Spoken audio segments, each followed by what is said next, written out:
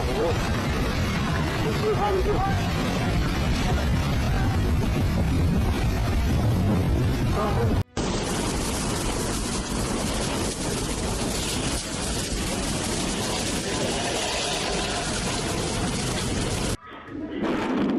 whole system this is a climate engineering Manhattan project.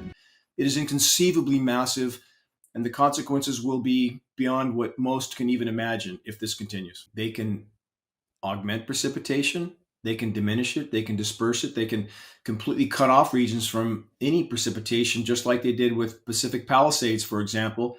No rain for 8 months before those incinerations hit. And again, we can speculate, Kim, on the agendas and objectives involved. And I would argue they're much, much darker than the vast majority even dare to imagine at this point.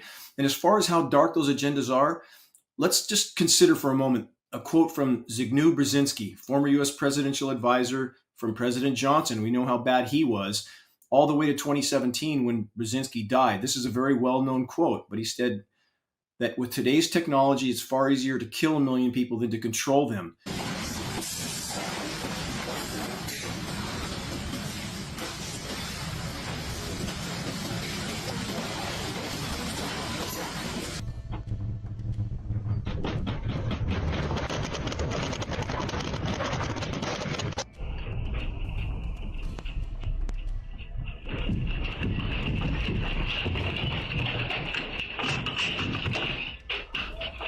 So again, this is their crown jewel weapon of power control. It is that dark. We have the global elite stating they want to cull populations down to 500 million.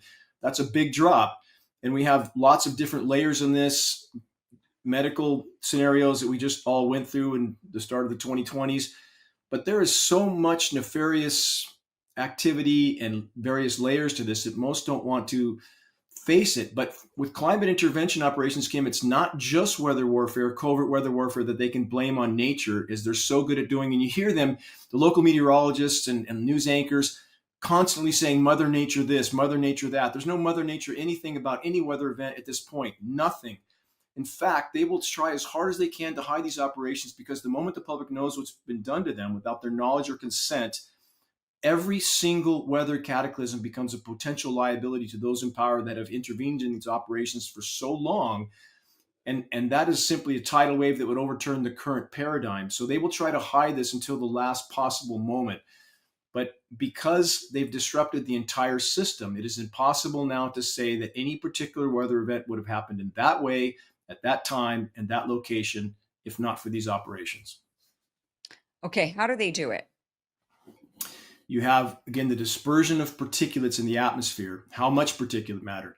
So again, to separate the localized cloud seeding from climate engineering, a few pounds per payload with localized weather mod, up to 100 tons per payload with climate engineering. So we work with the University of Minnesota, an internationally recognized agricultural institution, and about 500 lab tests over that state. And it was extrapolated the amount of climate engineering elements in the rain, which those tests prove, and then projecting that globally, it appears something in the range of 40 to 60 million tons. That's an inconceivable amount of materials being dispersed into skies annually. That is completely derailing all of the planet's life support systems, destroying the ozone layer, contaminating virtually everything: aluminum, barium, strontium, manganese, polymer fibers, graphene, surfactants. For those that have seen rain that looks like it's foaming, or runoff that looks like it's foaming, that's because there's surfactants in our rain. So again, the degree of damage already done can't be quantified. And the more damage they do, it's like the pharmaceutical industrial approach for the human body that we see all these commercials on TV, Kim. Take this for that, and here's 20 side effects, and here's the next group of pharmaceuticals you need to cover that. And it's the same mentality. They're not going to stop. But the bottom line is 40 to 60 million tons a year of toxic nanoparticles, toxic elements. We're breathing all of it in. Every single one of us, every person we test is packed with these elements. KC-10s, KC-135, C-17s. We have up-close film footage of these aircraft at altitude, nozzles visible, turning on and off. And we have a certain element, even within alt media, that pretends to be in the fight to stop climate engineering, which they then pretend isn't even happening, because they pretend we're just looking at jet exhaust, which is an absolute deception. What their motives are, I don't know. But when we have up close film footage of these aircraft at altitude, nozzles visible, we have up close photographs of the retrofit nozzles on the wing pylons aimed at the exhaust jet stream. There's nothing to debate here. This is happening, period. Clearly, you've got to get the pilots to do it. You got to get all these people in on it. So how do you get them in on it without telling them they're doing something that's good for people? You don't necessarily have to get that many in on, especially the flight scenario. So we're working with commercial pilots that know this is occurring. They know some commercial aircraft are being utilized, but we are not in any way, shape, or form implicating, in this case, for example, commercial personnel. Not at all. These are automated systems. In the case of military pilots, we know they tend to do whatever they're told to do. Mhm. The spraying of Agent Orange in Vietnam is a good example, isn't it? I mean, were those pilots told, hey, this is going to kill your pal on the ground a decade or two out? He's going to have cancer, not to mention the countless civilians. So military personnel tend to do what they're told, follow orders. You've seen historical footage, perhaps, of the nuclear bomb detonations in Nevada, where the soldiers, they jump out of the trench and they run toward the blast site, not Mhm. away from it, toward it. Every single one of those soldiers died an early and very painful death because of that exposure. In fact, the Nevada detonations, we now have peer-reviewed science study in the US, very few know this, that attribute no less than 500,000 Americans dying from the downwind fallout of those detonations. How many Americans know that? So again, we're not dealing with sanity. We're not dealing with benevolence. You probably had people ask you this: why would, quote, they do this to themselves? You probably heard that, right? So because that's a common premise in which many people dismiss this. Now, it can't be happening. They wouldn't do this to themselves. Who's they first? They are those who print the money. The occupants of the White House, I don't care what their political stripe are, they're puppets at the end of strings, period. And when they step out of line, when they draw a line in the sand, and the last one to do that was JFK, and he lived about a week after he did that. They took him out immediately. So the rest is theater. I don't care what political stripe. Again, it's all theater. So those who print the money run it all. They run the matrix media narrative. They run militaries, thus they run countries. They control it all. So what have they done to themselves already? We have the detonation of 2,400 plus nuclear bombs. Don't they know they work after a few dozen? But they kept doing it. And that's contaminated the entire planet, period. That's a fact of record. We have Project Starfish Prime and Project Fishbowl. Those are two stunning examples of the insanity we're dealing with. That's the detonation of hydrogen bombs in the magnetosphere that they thought could collapse the entire atmosphere. Did that stop them? No, it didn't stop them. And in fact, we're still dealing with the repercussions of that in the magnetosphere today. And we have the continued building of nuclear bombs. We have nuclear power plants. We have Fukushima. It's a triple nuclear meltdown. No technology to fix it. No end in sight. People think it's all better now. That couldn't be further from the truth. We have 442 nuclear power plants online right now.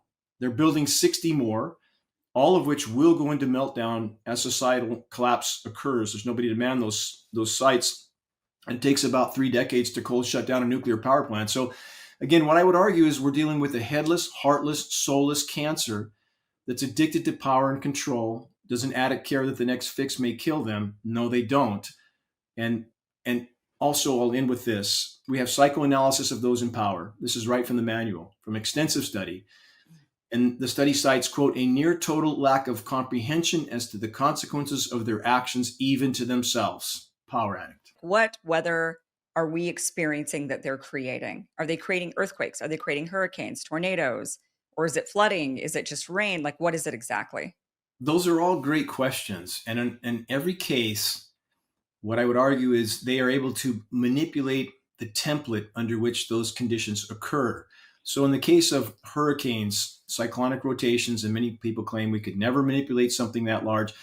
Right. Let's look back at Project Cirrus in 1947 when they dumped about 100 kilos of material into a storm that appeared to change its trajectory about 180 degrees. In fact, so clearly changed it that there was legal action occurring when it hit Georgia. The blowback from what they did, that they publicized then and they stopped talking about it afterwards. So that very small input seemed to have a very large effect. And the atmosphere is much more malleable than people understand. So in the case of hurricanes now, the oceans are superheating. And when I say superheating, I mean superheating. That we've had temperatures in Florida in the last year plus of 102 degrees. That's an ocean temperature of 102 degrees. That's the same temperature Jacuzzi recommends for their hot tubs. Yeah. Everything's dead. The coral reefs and kelp all over the globe. So the oceans are so scaldingly hot that they can definitely spawn cyclonic rotations. They can augment the atmospheric conditions to help that process occur. But again, we're not implicating the spawning of these storms. What we are saying definitively that we can prove is these storms are positively being manipulated. So in the case of Hurricane Helene, Kim, you remember that trajectory and how it wiped out North Carolina, right? Yeah. Yeah. We recorded, your listeners can search geoengineeringwatch.org, Hurricane Helene. They can search hurricanes, period. They can see the recording of Harvey, Helene, Ian, Maria. We recorded the land-based frequency transmissions that steered that storm to where it went and held it in place. And again, perhaps those in power feel they need to leave a trail of breadcrumbs for any who cared to look, which makes them feel justified about what they do because no one cared to do anything about it. But we still have access to those data loops. I hope that continues because it's irrefutable proof of the effect of the frequency transmissions. And these are patented processes on those storms. So it's not a matter of belief. It's a matter of preconception and programming at this point. People need to believe what they see with their own eyes. And Kim, you've seen, I'm sure, these trails. You'll see one across the entire horizon that then stops and the plane continues on, leaving nothing behind it. You've probably seen that before, right? Mm-hmm. If you observe, you'll definitely, and then the excuse from those who are invested in denying this issue is, well, that's just different atmospheric layers. No, that's a blatant, glaring lie. The atmosphere layers horizontally, not vertically. That plane is progressing at a specific altitude. It doesn't go through a wall of a different atmospheric layer. That's not how the atmosphere works. Right. And in addition, when we see the grid patterns one day and nothing the next, we see aircraft tankers with their transponders turned off. No one can do that but the DoD. You can't track those planes. We see planes over non-existent commercial routes. There's no routes there at all, but yet we see these aircraft making loops, X's. This is so incredibly blatant that, again, the denial is ludicrous. And I'll leave it with this. We have the entire global climate science community, because I want to give a why. People ask why, in addition to the power and control, what's their stated purpose? Right. And their stated purpose is solar radiation management, stratospheric aerosol injection, cloud albedo enhancement. It's important to use the science terms. I want to stress that. If you're conveying this issue to anybody, any media person, any elected official, stick to the science terms. Semantics matter. We're playing a game of chess. We need to play well. The stated purpose is to put light scattering particles in the sky to slow down the warming of the planet, when in fact, those temporary toxic cool downs come at the cost of an even worse warming. And those light scattering particles are, for all those in the environmental communities that are pushing the alternative forms of energy, hydro, wind, solar, all three of which I have on my residence, which was the cover article of the world's largest renewable energy magazine, part of my background with Bechtel Power. That's what brought me into this, Kim. Losing massive amounts of solar uptake from whatever these aircraft were emitting, which I knew could not be, quote, condensation. How much sense does it make sense to push renewable energy or alternative energy while we're blocking the sun? How ludicrous is that? How long have they been doing this? These operations were deployed at scale immediately after World War II over the polar regions. So, and many, this is another important point, many refer to the World War II bombers that left these massive plumes behind them as condensation, as some sort of proof that this is just condensation we see now. So let's refute that. On the military archives, we found, it's in our groundbreaking documentary, The Dimming, which is 26 million views and counting in spite of social media censorship. That's the A to Z in this issue. But we found, and it's in that film, military footage of one bomber, a B-17, flying in formation below other B-17s that were leaving a massive plume behind them.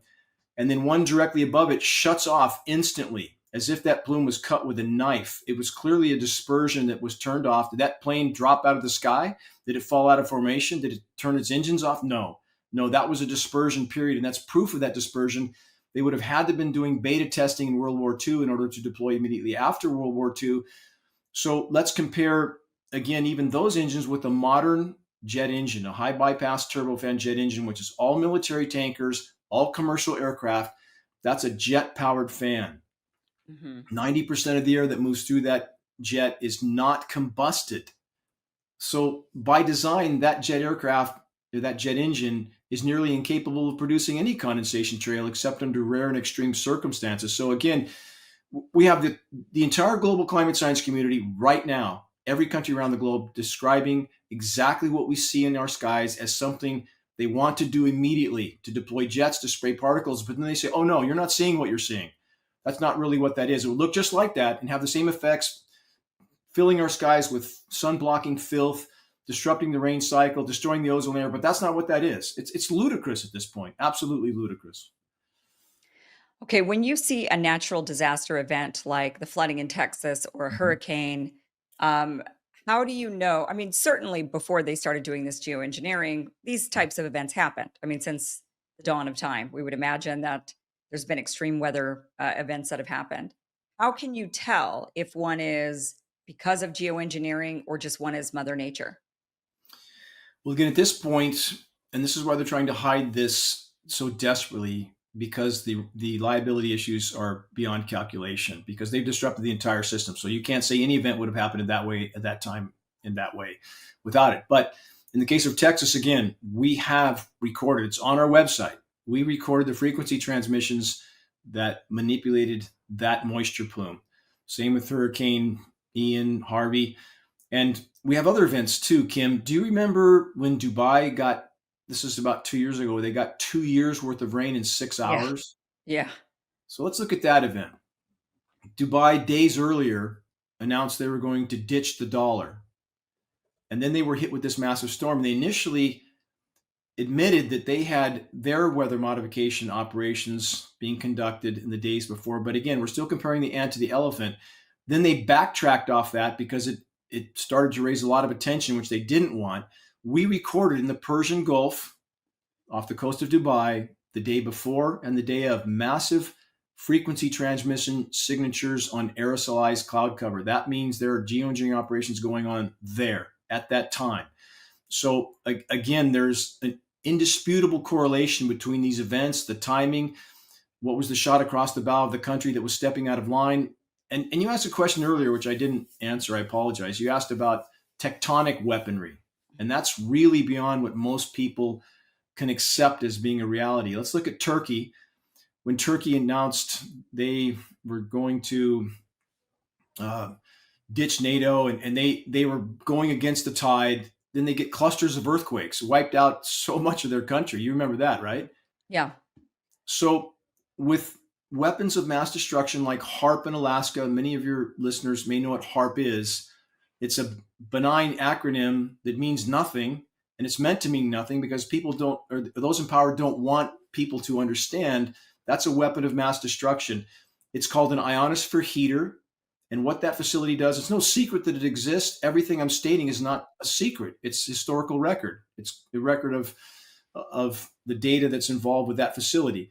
So that facility can transmit 3.6 million watts of power into the electrically charged ionosphere. And this fits under the category of Project Starfish Prime and Project Fish Roll I mentioned earlier. Total psychotic manipulation of our life-supporting atmosphere.